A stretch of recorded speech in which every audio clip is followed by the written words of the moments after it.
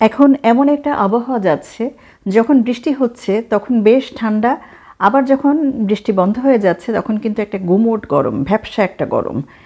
বিশেষ করে দুপুরবেলা খুবই খারাপ অবস্থা থাকে। তো এই সময় এই যে খামারটা দেখছেন, এই খামারে একটা সমস্যা দেখা দিয়েছিল। এই যে সাদা কক বা সাদা লেয়ার মুরগির খামার, দেখেন মুরগিগুলো কিন্তু মাশাআল্লাহ আলহামদুলিল্লাহ অনেক চঞ্চল, কিন্তু কিছু মুরগি পাখা ঝাপটাতে ঝাপটাতে হঠাৎ হঠাৎ করে মারা যাচ্ছে কোনো কারণ ছাড়াই। তো এটা কেন হচ্ছে? এটা কি আদৌ কোনো ভাইরাস কি না, বা কেন হচ্ছে, এটার চিকিৎসা বা কী, এটা নিয়েই আমার আজকের ভিডিও।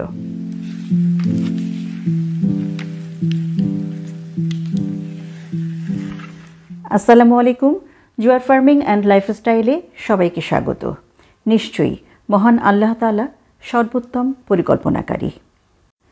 এই খামারটিতে যখন সমস্যা দেখা দেওয়া শুরু করলো, অর্থাৎ হঠাৎ করে কয়েকটা মুরগি এভাবে করে লাফাতে লাফাতে মারা গেল, তখন খামারি কিন্তু খুব দ্রুত ডাক্তার সাহেবের সাথে যোগাযোগ করেছিলেন।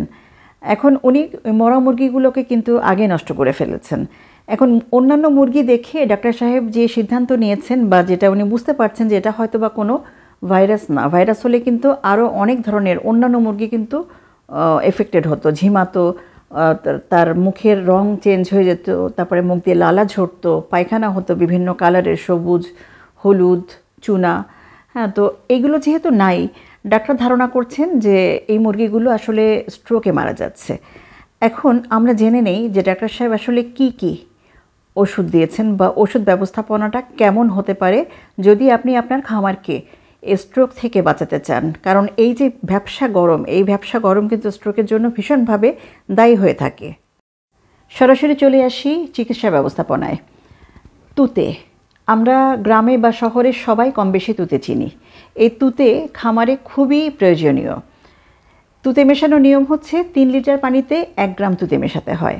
এখন আপনার মুরগি কম কি বেশি সেই অনুযায়ী আপনি পানি নেবেন, সেই অনুযায়ী আপনি মেশাবেন। আপনি যদি মনে করেন যে আমার মুরগি অল্প কয়টা, হ্যাঁ আমার তো 3 লিটার লাগবে না, 1.5 লিটারে হয়ে যাবে, তাহলে আপনি 1.5 লিটার পানি নেবেন, 1/2 গ্রাম তুতে নেবেন। আপনি যদি মনে করেন মুরগি বেশি, তাহলে 3 লিটারের জায়গায় 6 লিটার পানি মেশাবেন, কিন্তু 3 লিটার 1 গ্রাম, এটা মাথায় রাখলেই হবে।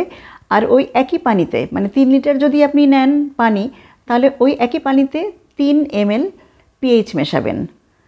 কারণ আমরা সবাই জানি, আমি কিন্তু বারবার বলেছি অনেক ভিডিওতে, যে 1 লিটার পানিতে 1 ml পিএইচ মেশাতে হয়। এইটা আপনি একদম সকালে দিয়ে দেবেন, সকাল থেকে দুপুর পর্যন্ত এটা চলবে। এবার দুপুরে যে কি হবে, এটা কিন্তু অফ হয়ে গেল। দুপুরে গিয়ে বিটেইন, এটা আপনার লিকুইড ফরম্যাটেও আছে, আবার পাউডার ফরম্যাটেও আছে। এই বিটেইন আপনি মেশাবেন হচ্ছে 1 গ্রাম বা 1 ml, অথবা 1.5 গ্রাম বা 1.5 ml 1 লিটার পানিতে। এখন যেহেতু প্রচণ্ড সমস্যা যাচ্ছে, আপনারা চাইলে বা ইচ্ছা করলে 1.5 গ্রাম বা 1.5 লিটার মেশাতে পারেন।